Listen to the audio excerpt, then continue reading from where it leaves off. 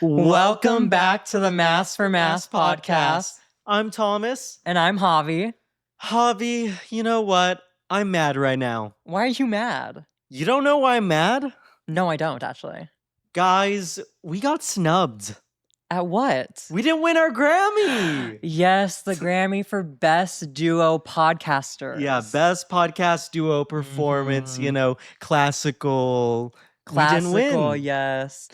But no, so the Grammys just happened yesterday for us. For y'all, I mean, it maybe could like be 2-3 days ago. We'll see when the episode goes up. But the Grammys just happened. Me and Javi watched the Grammys together.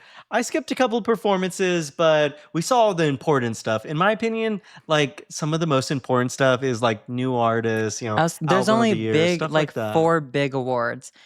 Best New Artist, Album of the Year, Song of the Year, Record of the Year. That's all anybody cares about, at least on Twitter. Those are the big 4, I guess. Those are the big 4 of awards on Twitter. Everybody's like, okay, which one of our pop favorites is going to win this? And they always lose. Yeah. Yes. Honestly, I have some takes when it comes to that because like my pop favorites lost. But I was so passionate about the Grammys this year. Like, I was watching it and I was like, oh my God, I need to talk about this on the podcast. So I actually wrote up a whole y'all could see it page long, like opinions, all that. I mean, it is like a 3-hour broadcast. No, it was so long. I wrote up notes on my phone because, modern era, we use phones nowadays, notes. But I mean, I'm excited to talk about it. Twitter has been a buzz with beef, drama, and everything in between. Drama? Yes, I mean, if you know anything, if you guys saw the Grammys, you know what I'm talking about. Like it's Stan Wars. The Stan Wars. Stan Wars. It is definitely Stan Wars with the new artist category, I will say. Oh, for real. You know. I mean, like, I stand like actually, I stand all the girlies. You stand all the girlies? Yes, all the girlies. Javi does stand all the girlies when it comes to like, hey, but you don't stand my girl, and that's the problem.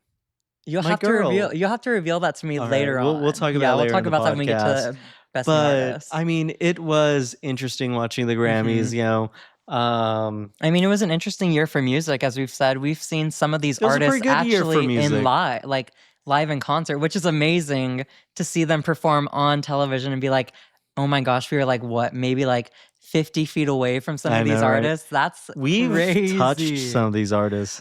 We've touched them. You're literally about to make me literally go back to that time and in a good way. We touched them in a good way. Yeah, in a good way. But I'm about to like go there in my mind and relive the moment over and over again. And I'm just like, literally my mind's exploding because that's how amazing that moment was. But either way, like, it's crazy you wrote it down on notes digitally.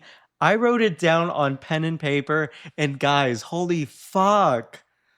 How the fuck do you spell things when you're writing in all uppercase? That is a trip. If you want to like realize like, damn, maybe I am dumb, try writing a word in all uppercase. That's how I feel texting in all lowercase. Does that make me sound dumb? I was like, I don't understand. I wasn't understanding what you were like. I was like, you just write it, girl. Like you put the pen to the paper. Yeah. No, it was crazy. I was trying to spell like production in all uppercase, and it's like, holy shit, guys. The way this is the first time I've actually seen Thomas use pen and paper, though. I just low-key, I had trouble writing E. E? Like the letter E. Yes, we get it. All right. But all right, so we each have a list. I mean, mine goes in chronological order to the audience. I don't know if y'all watched it, but if you didn't watch it, I mean, we're going to break it down pretty well today. Yeah, I mean, I go through all the important stuff in my list. I feel like in my list, it was more so like hot topics of the night and what I was seeing trending on Twitter. Because like low-key, I was entering some of that Twitter beef, like defending some of the girls on there. I had to, because they were talking trash about a lot of the winners. And I was like, not on my watch. Not on my watch. Trash about the winners. That's crazy. Yes. I mean, some of the winners come mid. We'll get into it. We'll get into it. But do you want to start with the first item on your list? I guess before we even get to the awards, I kind of want to start off with the Glambot drama. Glambot drama. Yes, just because that is so crazy. Let's explain it for the viewer that does not know the Glambot drama. We have to go back to the Golden Globes for all of this drama, don't we? Yes. So back at the Golden Globes, if you guys know anything about Glambot and that whole thing, there's the dude with the curly hair. I think his name is Cole. Is it? Yeah, his name is Cole. He could be named Glambot. No, I literally know his name's Cole. I know this for a fact. They're roasting him on Twitter, like basically frying the fuck out of him. So this guy named Cole, that is the operator of the Glambot at the Golden Globes. The major social media person. When you think of Glambot and celebrities doing that, you think of his curly hair and Cole. So basically, J-Lo comes to the Glambot at the Golden Globes, and she's like dismissive of him. J-Lo low-key a bitch, but I kind of live for it. Hell no. Not you saying you live for J-Lo being a bitch. I feel like, okay, we'll get into it. I guess let's explain the background, then we can get into the nitty gritty of like J-Lo being a bitch. But J-Lo, she's like notoriously like, you know, a bitch. Like she's that girl. She thinks she's that girl. She may or may not be. That's up to you. But she thinks she is. And that's all that matters. So J-Lo is basically dismissive of him. She's had multiple run-ins with the Glambot guy. So basically her Glambot is horrific. Her Glambot is horrific. All right. Yes.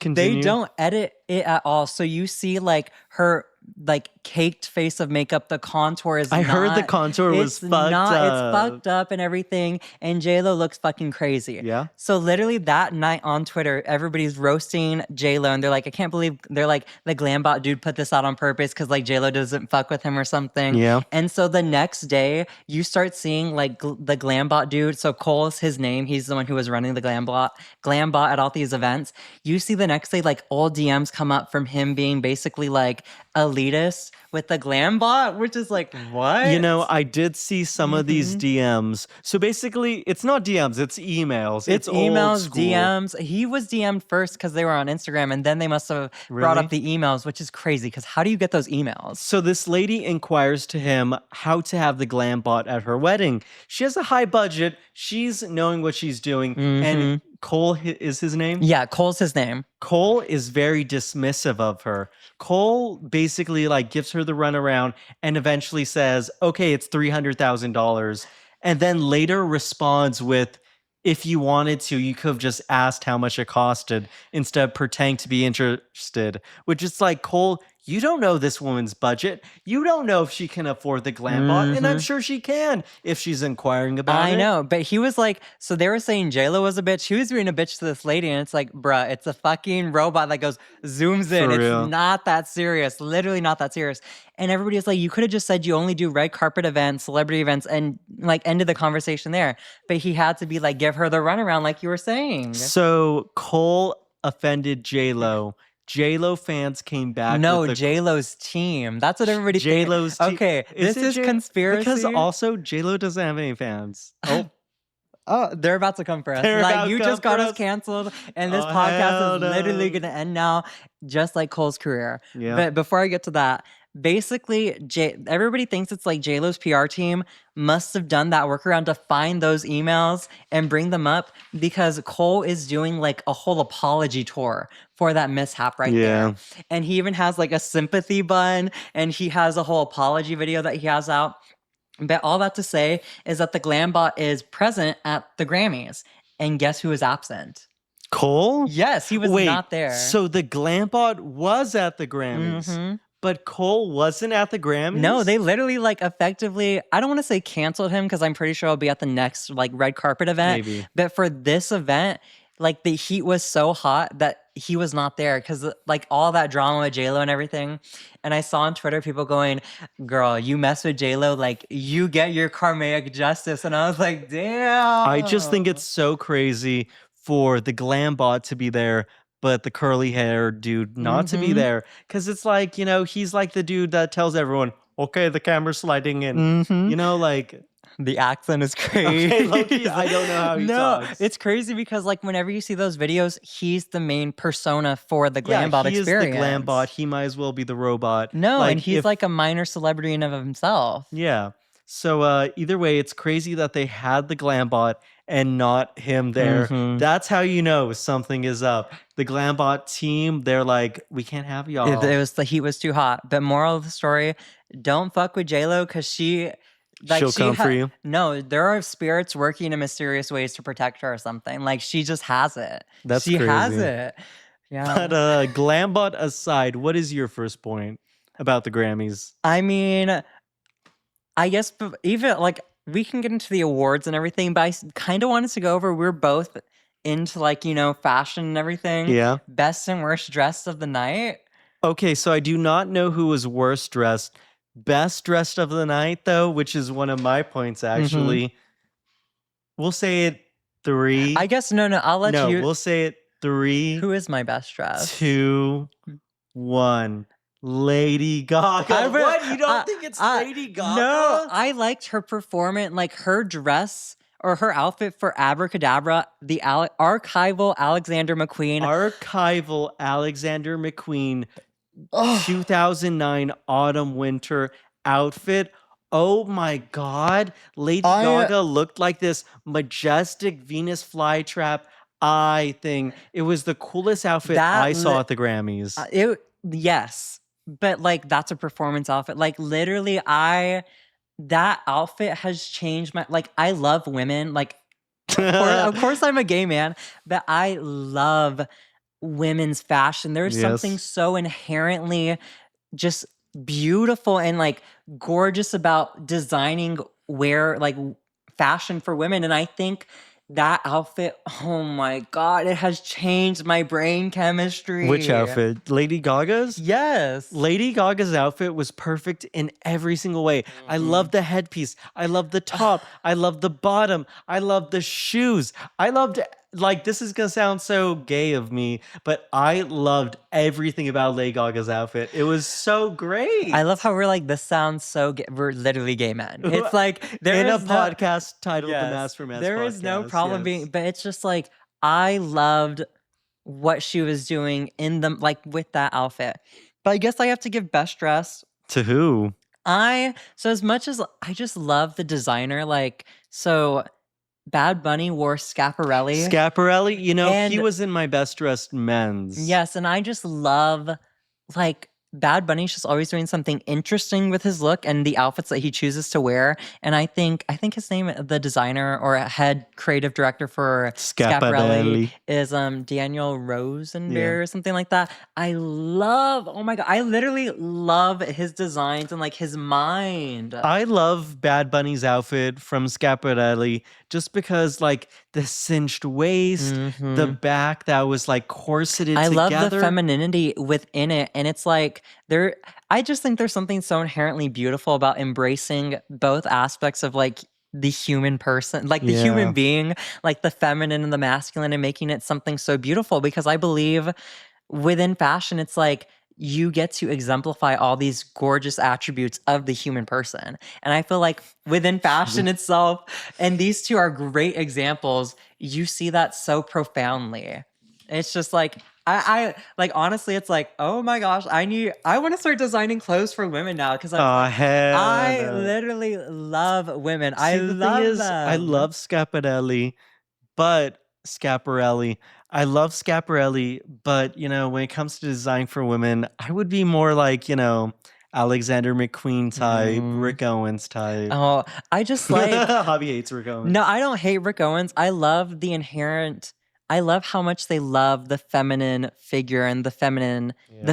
I love how much they love to like exemplify that within the designs and the wardrobe and the fashion.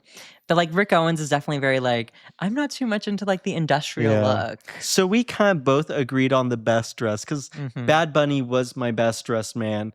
Who the fuck was the worst? Who was the worst for Worst dress? Worst dressed. I did not come up with a worst dress low-key in my mind because any man that wears a basic ass suit is the worst dress. I was gonna say honestly, honorable mention, or it's gonna sound so bad. I do not like him as a person, nor do I kind of fuck with his music. Why do I feel like you're going to say Benson Boone?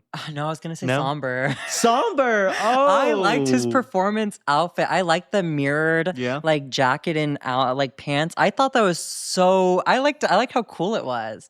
I was like, bet Loki, I could see Benson Boone wearing that. So he's eating Elton John nachos. I mean, everybody is. Literally every male artist nowadays is literally taking direct inspiration from Prince and Elton John for their like identity and whatnot in pop culture. Fair enough. I don't know. Either way, I guess Somber. I mean, I would name him Worst Dressed just because I don't like him. I like that performance outfit, circle though. back It was so fun. It was so fun. So that was your first point? Yeah. I guess those first two, Glambot and Best and Worst Dressed. My first point, I guess I'll do two. It started with kind of a mid performance. Like, I like the rock elements that they baked into it, but the song is boring as fuck. Yes. I'm sorry, guys. Stans, come at me, but I think Apata is boring. Apata, first of all, so when I was writing these notes, I wrote down, what the fuck does apatha mean? They explained it during the performance. What does apatha mean then? It's like a drinking game. That's the whole thing. That's the drinking. Trevor Noah, right? Yes. He explained, he's like, it's like a Korean drinking game where you like slap your hands. It was too complicated for me to remember actually what the rules are. But it's a drinking game. And I was like, oh, that's fun. But also like, why is it in the song? Like, I didn't understand the correlation of the song. Look, apatha is just a little bit too industry for me. It's not my favorite. The funny thing I saw on Twitter, Bruno Mars was up for 3 Grammy nominations with that song, and they go, the K-pop fans are about to come for me. They go, Rose gave him his, because Bruno Mars supposedly has never lost a Grammy nomination, and they go that Rose gave him his first 3 losses That's ever. Pretty crazy. And I was like, damn. Honestly, Bruno Mars, I mean, his resurgence, I don't get it, and we'll talk more about that. But Bruno Mars, to be relevant in this day and age, has to be eating some fucking nachos. I'm just saying. He's stealing some people's nachos. No, he's reheating his old nachos, and that's why nobody's gagged. Okay, I'll go into it now. He's reheating Jungle Nachos. He's taking Jungle Nachos, just saying that song he premiered or performed or whatever. This new single that he's just dropping, I guess, yeah. Very much so feels like Jungle Nachos. It's like everybody, what I feel recently is that everybody's recycling the same sound sonically within the industry. Like, this is going to get I'm going to keep the tangent real short. But basically, I love Taylor Swift, but what she tried to do with Life of a Showgirl. Yeah. That was basically reheating Sabrina Carpenter's Short and Sweet and Man's Best Friend nachos. That would be crazy. No, but it's not even crazy because she saw the success of those 2 albums and was like, how do I replicate that for myself? Someone like Taylor to be reheating nachos, though, that is a crazy claim. And that's because I love Taylor. I feel like she's put out some amazing music. You know, I'll tell the podcast now. Y'all might not know this. I don't like Taylor Swift too much. I'm sorry. I'm sorry. He's making us watch the Taylor Swift Eras Tour documentary now. Because it's well shot, and I love logistics. Everyone knows I love logistics. We watch plane logistics videos all the time. We do watch plane and airport logistics videos all the time. But like the logistics of a live show is something that I just love. I adore. That is crazy. I just have to flex real fast. I was actually at the Eras Tour Houston. I think it was night 1. So whatever. Shut up. I was literally there in her presence, and I remember thinking, oh, like, I literally do not know what came over me. And you know who were her openers? Gracie Abrams and Bea Badoobie. Bea Badoobie. Bea Badoobie. Okay, fuck you, because I love her. I love, if you guys need an album to be put onto, This Is How Tomorrow Turns or something like that by Bea Badoobie. Oh my God. Guys. That album is fucking fire. Oh my fuck. Like, I literally listen to that on the daily. Gay people be like, No. This album is too good. Too good. Okay. Anyways, so circling back to Taylor Swift before we move on to my next point. So Taylor Swift, it's a good documentary. My hot take about Taylor Swift, I'm not too big a fan of Taylor Swift. Her early stuff was great. I love Mr. Perfectly Fine. Oh, it's my favorite song by her. If anything, that should tell y'all everything you need to know about this man. That's a red flag. If a man likes Mr. Perfectly Fine, all the Swifties will know there's something going on. Sound off in the comments, guys. Is it bad of me that my favorite song is Mr. Perfectly Fine? I just like to think to myself, like he envisions himself I am as Mr. Perfectly Cool. Yeah, that's the one. Yeah, the rest of the song just being adding to that adjective is crazy. No, I could play that while getting hype. I could be like, ah, ah, ah. Anyways, we should move past this. We should. But so my next point kind of circles back to what you were talking about earlier. Trevor Noah, I don't think he's that funny. I don't think Trevor Noah is that funny. I wish they could have some legacy comic do it, like Chelsea Handler. I would love to see her. Fuck, I'd love to see Nikki Glaser. I was gonna say, I feel like Nikki Glaser is somebody who has really made a name for herself in hosting these events because she knows what's funny now. She understands the comedic landscape nowadays. And Trevor Noah is definitely playing a very I don't want to say safe game, but it's he's pandering to his audience, which is people there. And it's we don't find that at home funny. I'm no offense. I mean, some jokes were landing, but some jokes were good. I wrote down, but his joke about Nicki Minaj was pretty fire. Joke about Nicki Minaj was hilarious. You don't even want to be on Twitter when that joke came out. I was like, really? The Coke rants were starting up again. It was fucking crazy on there. Oh my God. Ooh. Either way, so Trevor Noah, maybe not the best host choice. Nikki Glaser, Chelsea Handler, or bring in someone new. You know who I'd love to see do it? I feel like I know who you're gonna say. Say it. Go ahead and say it. Marcelo. I literally knew it. He is funny as fuck. I love his stuff. I have not heard, or I haven't watched his, I guess, I'm gonna show you his stand-up soon. But I mean, from what I've seen of his SNL stuff, it seems pretty funny and everything. So I don't, I guess, argue that he's not a funny guy. Either way, that was my second point. What's your next point? I mean, at this point, I was already getting into winners. Actually, winners are an award that was not announced during the show, but I feel like needs to be mentioned. So Defying Gravity may not be, Wicked Part 2 may not be an Oscar-winning film, but it's a fucking Grammy-winning film, okay, bitches? That literally won a fucking Grammy, okay? Defying Gravity, Best Pop Duo, Ariana Grande and Cynthia Erivo. Did it really win Best Pop Duo? They are Grammy winners. My girl Ariana finally won a fucking Grammy, okay? Did she not have a Grammy before this? No, she's had Grammys, but it's been 5 years. It's been some absurd amount of numbers. And if any of y'all have listened to Eternal Sunshine, you know that album was fucking robbed. And I am literally going to cry tears when I don't get to go to that tour. Hint, hint, Thomas, we need to go to the tour. But it's yes, we were so, all of Wicked Twitter was so obsessed with us winning an Oscar. We're the Oscars are where we're going to be at. The Grammy sneak win literally took us by surprise.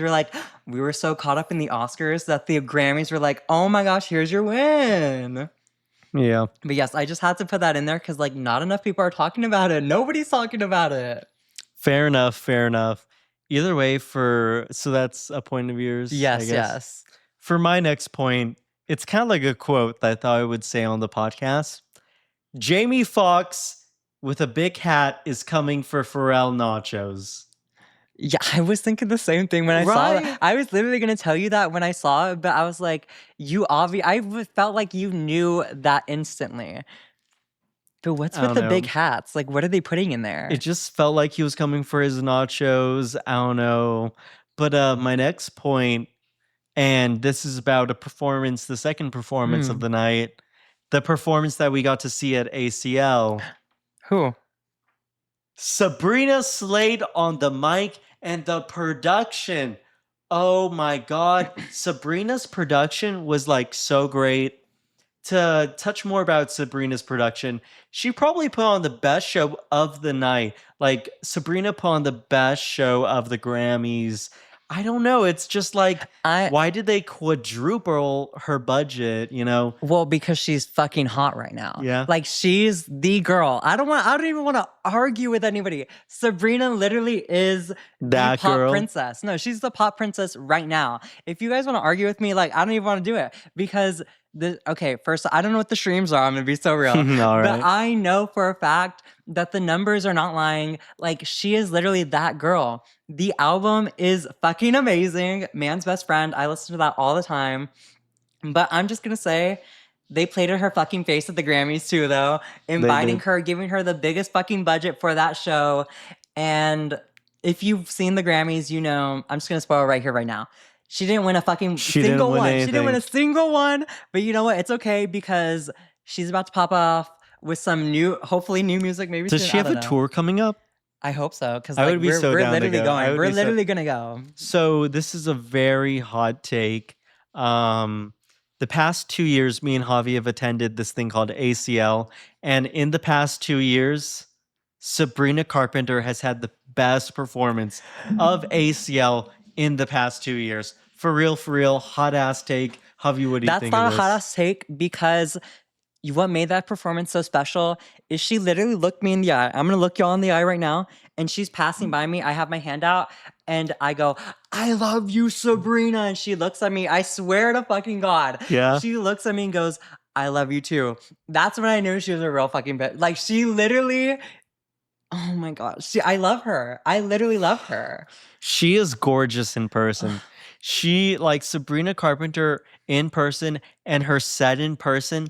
Like, I wasn't the biggest fan of Sabrina Carpenter beforehand, but after seeing her perform live and also that close, the production, the storyline, everything of her performance, she is a world-class performer, is what I'll say. She has the drive. She has she wants to be the next pop star. She's Taylor Swift's daughter. Okay, I'll be honest about that. She's Tay's daughter, but she's coming for her. She's coming for her. We all thought Olivia was Taylor's daughter, the songwriting and everything, but Sabrina was. We'll touch on Olivia later. No, the sneak was. Oh, I meant Olivia Rodrigo. Oh, yeah, Olivia. Everybody thought Olivia Rodrigo. Crazy how she's not even the most famous Olivia right now. Anyways, we'll get back to that. Oh, that's some tea. That's some tea. No, but like Sabrina. If you're not on the Sabrina train right now, jump on. We're going to welcome you. The music's amazing. The concert's performance is amazing. Outfit's amazing. She feeds us so well. It really was the best performance we saw at ACL. I'm so sorry to everyone that wasn't there for her performance. It was amazing. It was a master class in captivating an audience, telling them a story, and using your music as kind of the plot. Yeah, she knows her brand. That's the thing. She knows the brand. She knows what she wants to be. I'm just a fan of live performance, and I thought it was fucking incredible. And I loved being there, knowing every word, and screaming it at the top of my lungs with Sabrina. Either way, so I wrote down, she slayed the mic, and the production, all caps, I struggled to write. But anyways. Yes, I can't spell that. But your next point is the awards, right? So I'll talk about this. I guess before we get to the awards, you can talk this is about an award, but it's Best Rap Album. Guys, when it comes to Best Rap Album, Javi, who won? Wasn't it Kendrick Lamar? Kendrick Lamar won for Best Rap Album, and honestly, Clips was robbed. Clips' album was, in my opinion, I feel like you have to explain for all our if our audience is anything like me, gay men, they're not too familiar with the rap genre. So explain Clips like you did explain it to me. Clips is a duo from the early 2000s. They put out amazing work. It's Malice and Pusha T, and they were on hiatus for years, maybe even decades. And this year they came back for, a joint album. Like, to put it into regular people's words, imagine if Destiny's Child got back together. That's huge. So I can just imagine what the rap world was thinking. Like, I know you were like, it was a huge moment. It was a huge moment. Clips getting back together, dropping an album, and not only dropping an album, fire. It was fire as fuck. But also, Pharrell worked on the album. Pharrell's a great producer. We don't talk about that enough. At least, I guess people in the music sphere talk about it enough. Yeah, everyone knows Pharrell's great. Everybody in the music sphere talks about that. But like, the general public doesn't give him enough credit for. They think of the happy song, and that's the general public, when they think of Pharrell, they think because I'm happy. And the big hat. That's Jamie Foxx coming for the nachos right there. But Pharrell is probably one of the best producers of our lifetime. He has done absolute amazing work. And he did amazing work with the Eclipse album. And the fact that didn't win, to me, it was just so upsetting because it's like this duo after decades getting back together and then not winning for an arguably amazing project. Like, Kendrick's album was great, We didn't even finish it, though, to be honest. I finished it before. But so I just revealed myself right there. His album's great, but it's not his best, and it's not at the level Clips's album was.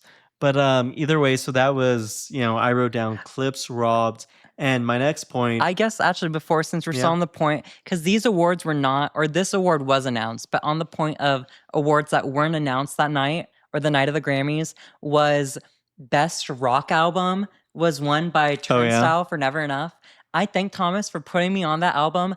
It is literally amazing. I love Turnstile now. I love them. I love their sound. I love the music. I love everything about them. And I just feel so like vindicated in the fact that they won because that album is genuinely amazing. Turnstile's album was awesome. It was a great album. Best rock album of the year, in my opinion. And so rightfully won. It felt like a deserved win. I love that they won. And I love that Javi gives me credit for putting them on. No, because but I remember we were listening to it in your truck. And it's just so amazing. I listened to it at the gym. Highly recommend y'all listen to Never Enough by Turnstile. I would like to see them at festival. They were performing in like Australia or something, but that's too far away. I think they're doing Bonnaroo or something like that. Bonnaroo's always getting canceled though. That is not? True. It's always getting canceled. So Bonnaroo, it always gets rained out. We'll see. I was thinking about suggesting us to go this year, but you know what? I think we're in Japan. Oh yeah, we're gonna talk about that. We'll talk about that later because that's a whole other story. Either way, so Clips robbed. Your winner. Which winner is it? What category?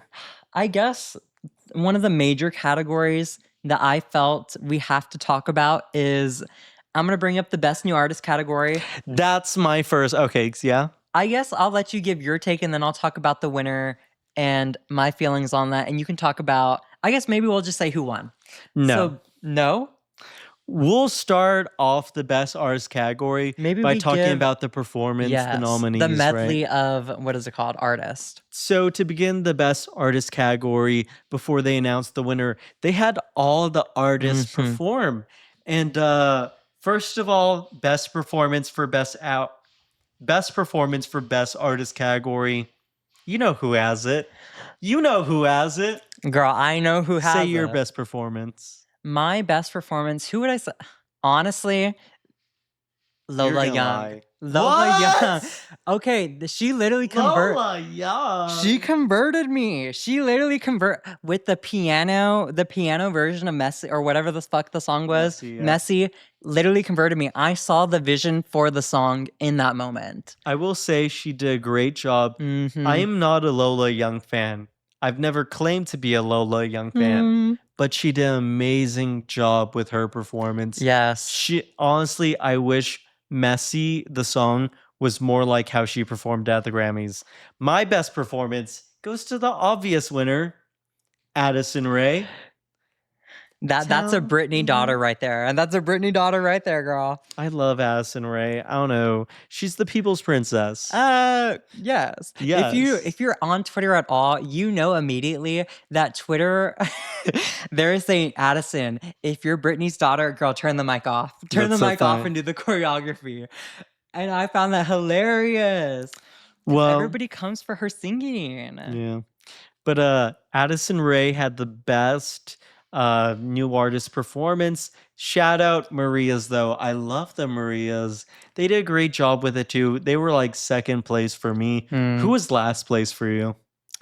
Last place. I'm very honestly, Somber and Alex Warren were like tied for last place. I don't like either of their music, but like Alex Warren's just give like his music gives very like youth summer camp like vibe. My least favorite, the worst Grammy new artist performance was Alex Warren. Man, I fucking hate that boring ass taking me out of the ordinary. I hate that boring ass fucking song. Oh my god, I hate it whenever it plays. Guys, please tell me in the comments, who the fuck listens to... I'll be so honest, when it comes on the radio, I'd be bobbing my head. I'd be bobbing my head hard. Who listens to The Ordinary? Who listens to it? Who is streaming it? I know so many people that are. People that are streaming? Unironically, they post that on their Insta stories. They're like, this is the song. And it'll be like a married couple with like their newborn. And they're like, out of the ordinary. I'm so scared of those people. And we'll touch on it in a future podcast episode. But I think it's so like terrifying, ooky spooky, like dystopian. To have a kid? Yes. You know what? This bodes well. This actually bodes well for me because I wasn't planning on having kids. So. Oh, wow. But either way, who the fuck is streaming The Ordinary? The radio stations. The radio stations, for real. His performance, it was boring. It's just like, it was so bad, I wrote like 3 sentences about it. It's just like, Target ass fucking supermarket ass music. Not only that, but like, it's not in no way, this is music specifically for straight people. I was gonna say it's gay people are not listening to Ordinary. I mean, I'm not gonna say like I love the gays and everything, but y'all don't be streaming music like the straights. No offense, like y'all keep trying to make Zara Larsson happen. She's not happening. The streams are not there. Y'all keep telling me on Twitter that she is a pop, like she's out of the Kia asylum. She's still stuck there, guys. Y'all have not freed her yet. So that's why I'm like, Alex Warren like cracked the fucking code with that song though. To end it off, though, so Alex Warren, who the fuck is streaming Ordinary? This is only for straight people. And I legitimately wrote, who the fuck is streaming this shit? Literally supermarkets. Of course, Jelly Roll was vibing to The Ordinary. But him and his girl, they're literally like, imagine this being somebody else. They're like this, The Ordinary. They were. But circling back to the Kia Asylum, Javi, could you explain the Kia Asylum for us? The Kia Asylum is, I don't know if it originated on Twitter, but basically it's this concept that any artist, especially a pop girly, if she's a flop or she's not like mainstream, she's stuck in this realm in which her music is not mainstream and each artist is trying to get out of there. The most recent escapee is Charlie XCX with Brat. Charlie escaped the Kia Asylum. She fucking blew the gates open on that bitch. Like, she ran the fuck out of there with Brat. If you know anything, like, she escaped. Oh my God, like her life depended on it. She really did escape the Kia Asylum. But also, I've been a fan. But anyways, continue. You've been a fan, and that explains why she was stuck in there. Like you and like the 10 other gay men. For real. I love Charlie. But like, we have to be honest, some of her music was not as commercial as it is now. So who is in, I mean, if you want to say who is, they say everybody's trying to convince me that Zara Larsson is not in the Kia Asylum anymore. I don't have any opinions on the girl. She's still stuck in there. Her music is not popping off like you guys are trying to make it seem. Zara Larsson is the warden of the Kia Asylum. Okay, maybe not the warden, because you know who's the warden? It's BB Rexa. BB Rexa, yes. It's funny because she's always referencing the Kia Asylum because she understands the culture around it, and everybody's like, "Babe, we don't want you to know what this is." That's funny. Everybody's like, "We find it cringy that you know that you're in there," and it's like, "Can you guys give her a break?" She's literally trying to break out. She's trying to do something with her music, and you guys are like, "No, thank you. No, thank you." But Zara Larsson, as much as you guys try to make me think she's a main pop girly, she's not there yet. I hate to say it, she's literally not there yet. Honestly, Zara Larsson, #1 inmate of the Kia Asylum. Fuck, you know. I mean, she has BB Rexa and low-key Dua Lipa's in there sometimes. She's able to Dua Lipa is in the Kia Asylum? Dua Lipa's able to like transverse the Kia Asylum like at different points in time. The Kia Asylum. No, in different points in her career, she has been. She like goes in between. And right now, with that most radical optimism, if Kia Asylum, if Dua Lipa's in the Kia Asylum, Miley Cyrus is there too. Oh no, people have said Miley Cyrus is in there. They've said that? Girl, Katy Perry's in there too. Katy Perry, of course, is in the Kia Asylum. I'm sorry, like, you know, she's in the, what's it called? She's in solitary confinement. I was gonna say solitary confinement in the Kia Asylum. That's where you'll find Katy Justin Perry. Trudeau in there with her. So I mean, she's living her best life, honestly. So yeah, what the fuck is, circling back to what we were talking about though? What the fuck is wrong with people who listen? I'm so sorry. People who listen to Alex Warren. If the viewer listens to Alex Warren, it's just like, let me help you find Jesus. No, they already found Jesus. That's the whole thing. They already know Jesus. You know what? Maybe you are more holy, like a better person for listening to Alex Warren versus who I listen to. No, they definitely know Jesus. You probably are more godly listening to Alex Warren than like Slater or anyone Girl, like that. I have not heard you listen to Slater in like a hot minute. Don't even pretend. Because I only do it with my headphones on. Oh, bye. My brain just exploded. The Addison reference. Crank It is a great song though. But anyways, so another performance that I did not like. I don't know why they're nominated because they're not an artist. They were manufactured. Oh, I know who you're gonna say. Cat's Eye.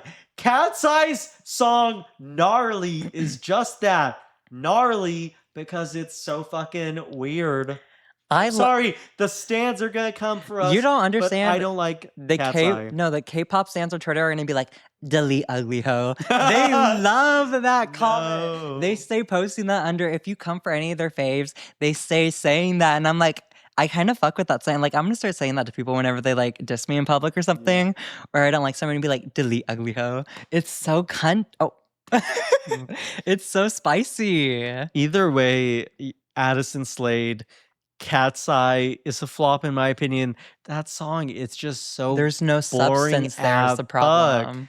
I think it has too much dead space in that song. I would love like a gnarly remix, make it faster, make it fuller, just like gnarly more verses, you know. But I ended it out with just 3 words.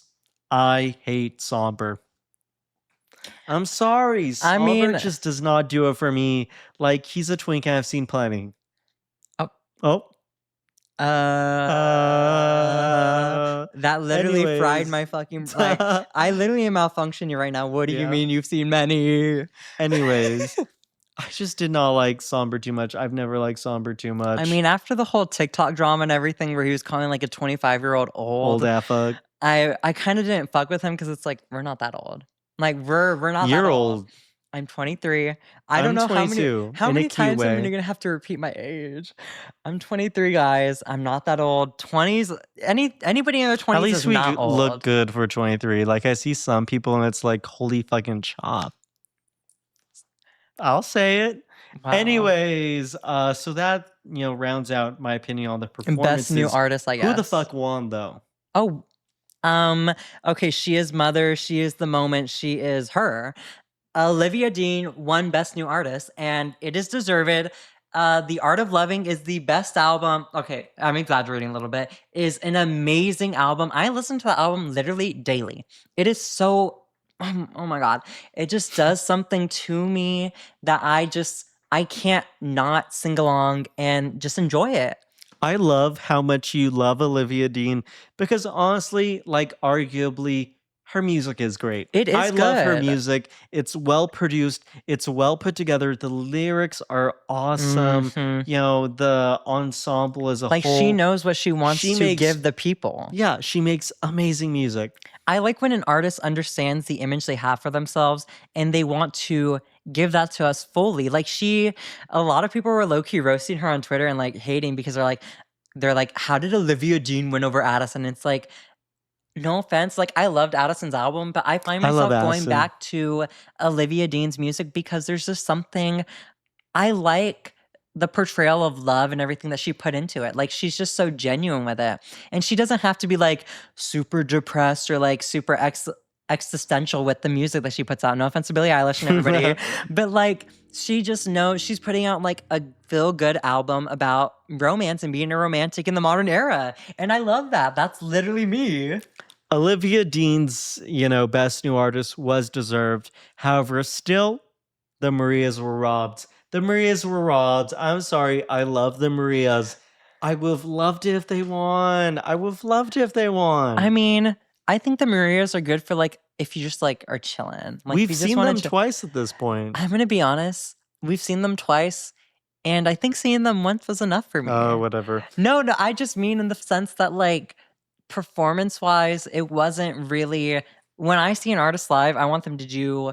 I want a performance. I want something interesting. That's why when we Circling saw back live, I didn't fuck with him because it was not interesting. There wasn't anything going on. I want a spectacle. Circling back to why I love it that you love Olivia Dean is because I took you to your first Olivia Dean performance. Just saying. It was ACL. It was ACL, and we were there, and we were barricaded. Why?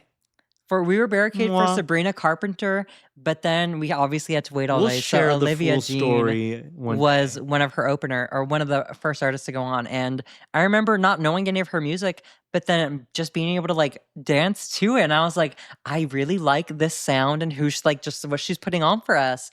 And now to see her grow, like it's so crazy to see the artist before the achievement because it's like, oh my God, like you get to see them flourish and like expand so beautifully. And I love that. I love, when I saw her, I knew like I had never listened to her before and I felt something special. I was like, oh my God, this is great music. Mm-hmm. And it really was.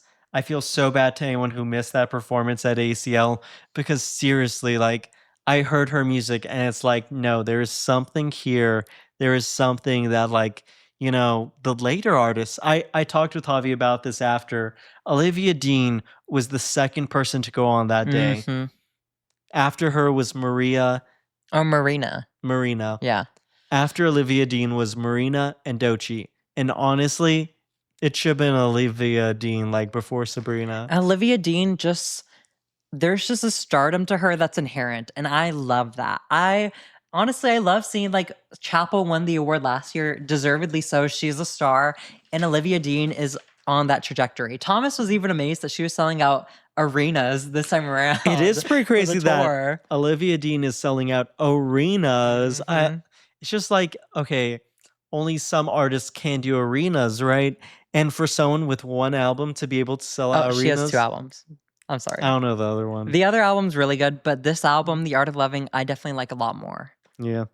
Either way, Olivia Dean, I guess it's deserved. Yes. I don't know. I mean, every artist in the category amazing, but Olivia Dean, she was it. She was it for the moment.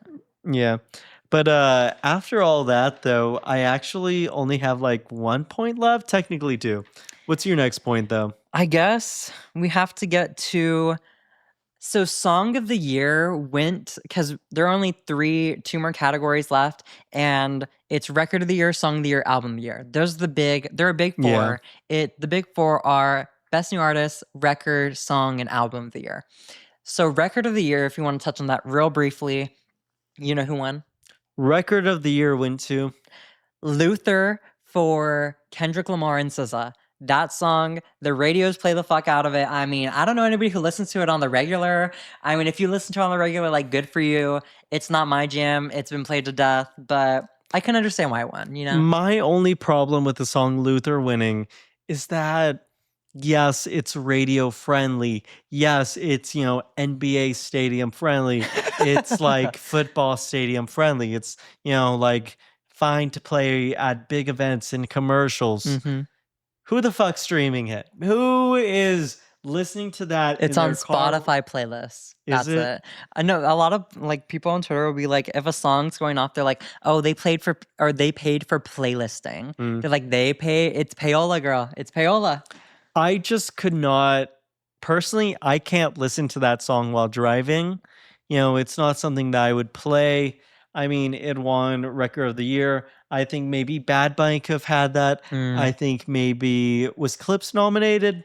POV should have had it. POV should have I was had gonna it. say, I don't think they were nominated in that. It was like Man-Child, Disease. Man-Child was awesome. Disease is awesome. I think Disease is the stronger song out of that category. I think Justin Bieber was also nominated for like Daisies or something in there. It's just that song bores me. I'm so sorry to say, to any fans of that song, I get bored when I listen to it. The radio's just killed it. That's why. It's killed it. It's played everywhere. You go to HEB, you hear it. You literally enter your car, you hear it before you even turn the car on because somebody else has it on their radio. You see an ad for a mega church, it's with the song Luther. That's literally insane. But no, I mean, but yeah, Record of the Year, kind of like a miss right there. But the Academy, Kendrick Lamar is literally an Academy darling, a darling right now. So, you know who also is an Academy darling? Who? Billie Eilish, because what the fuck was Song of the Year going to her for Wildflower? That song, as much as I love it, that is not the Song of the Year, okay? It is she had better songs on that album. Chichiro, or however you say it? Chihiro? Yes. Chicharon is crazy. That's fine. Girl. I mean, I like Wildflower as a song. I love it as a single too. I just don't think that song, like the weird timeline of submitting it for the Grammys is real. It's wonky to me, but it's like whatever. I think there were other best songs of the year, but I mean, because that song was 2024. Yeah, but the Grammys are from like August 2024 to like 2025 or something. So she barely sneaked that bitch in there. Yeah, but I mean, whatever. Give it to Billie. She was crying last year because she didn't win any awards. So everybody was flaming her online for that. They're like, on Twitter, it was a picture of Sabrina, Billie, and Ariana, and they're all like teary-eyed. And they're like, guess who out of this picture has like 3 Grammys, 2 Oscars, one best, like it was like all the different accolades somebody could have. And they're like, and she's crying about not winning an award. And it was Billie Eilish, because Billie's won a lot of awards. She really has. She won, Best New Artist. Mm-hmm. She's won Album of the Year. Yeah, and so it's crazy. I feel like after you win Album of the Year, you should be like content with winning whatever, losing whatever. It's also really not that serious. It's like, I don't know what the awards do for these artists, but I'm pretty sure the sales do more for y'all. So I'm not too sure why you're crying about that. Ending off with arguably the most important category. The most important. Album of the Year. I'll start off by saying who was my Album of the Year out of the nominees. Clips deserved it. I already talked about earlier. Clips' album was great. Them coming back after all these years, amazing. That bought in my books. Who was yours?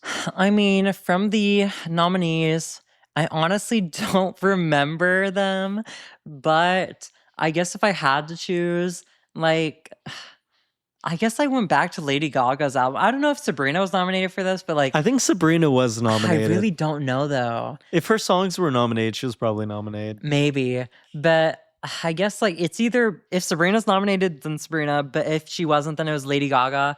Just because I found myself enjoying that album, Mayhem. Honestly, I do love Mayhem too. It's reinvigorated Lady Gaga's career to this point. Like, she was doing well, of course. Chromatica was boring. Girl, that was a fucking flop. I'm sorry to everybody who loved that album. There's not many of y'all, but that album was boring. Rain on Me, the COVID era. Like, I don't want to listen to that. That is not my vibe. This album brought us back to Gaga, who she is, what made her. And I feel like she and her husband, she credits him a lot with like the creative process, really brought us back to like, what's the essence of her character? Careful, you have to be careful dissing Chromatica. Girl, nobody listened to that. The white gays are about to come for me. Come for me, girl. Come for me. There are a few of y'all. Everybody on Twitter tells me Chromatica flop. I was going to say, careful dissing Chromatica because the gays over 40 are going to come for you. For real, the white gays over 40 too. White gays with a chopped... Anyways. So who did win Album of the Year? Album of the Year, if you guys do not know, I feel like everybody knows, went to global superstar Bad Bad Bunny. Bunny. Bad Bunny. Somebody called him Little Rabbit on Who? Facebook. No, it was like a Facebook post because we were talking about the Super Bowl. I never understand Facebook. And somebody goes, "Oh, I'm not watching Little Rabbit." And I was like, "What are you talking about?" And they're referencing Bad Bunny. I was like, "Why would you do that?"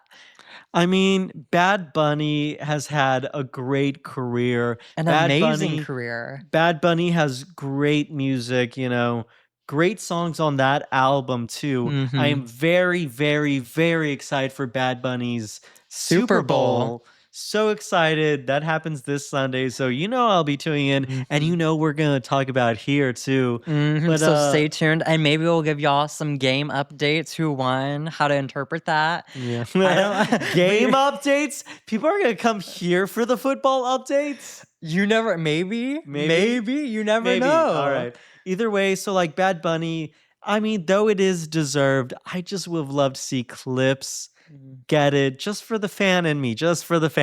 Yeah, I mean, I guess within everything nowadays, like just if you think about the time we're living in, Bad Bunny winning makes a lot of sense. And it also, I like Bad Bunny. I don't love his music. I think it's fun. I think it's entertaining. I think he's an awesome performer. I love him. I love his style of what he does for the culture. But sometimes his music, it's not, I just don't find myself listening to it regularly as much as I do other artists. One of my favorite things about Bad Bunny is back in the day, not a tour now, but back in the day, he would always have a show in the Valley. Oh. He would. I never knew that. It must have been his most recent tour, which was one of the first tours of his where he didn't have a show in the Valley. I mean, he was only in Puerto Rico for that time. Well, not this not the residency, but the one before that. Maybe even the one before that.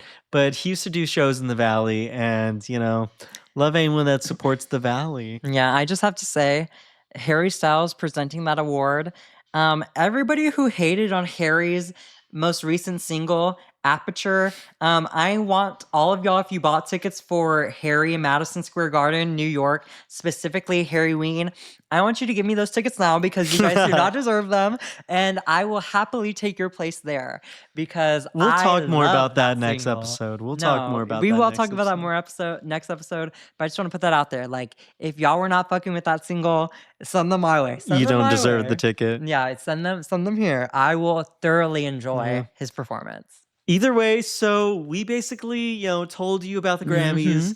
That was our breakdown of the Grammys. Yeah, and this episode's shorter than the Grammys, so why watch the Grammys? Just listen to us talk about it. Us. Yeah, but either way, Javi, do you have anything left to say? Anything people should know? I guess just everybody listen to as much music as you can, make opinions for yourself, disagree with us, sound off on who you thought who should have won these awards, and I just love all of y'all. Yep. All right.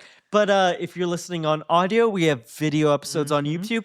If you're watching on YouTube, we have audio episodes. So you could, listen to us at the gym, on a walk. On a walk too. Yes. Hey, people walk. Not me. But either way, we're on all platforms. We also do TikTok shorts. We've been killing on shorts. We're posting on Instagram too. We're going to post Valentine's Day. We have a treat coming up for y'all. So keep your eyes out for that. Yes. But either way, this has been the Masc4Masc podcast. We'll see y'all later. Bye. Next episode. Bye. Bye.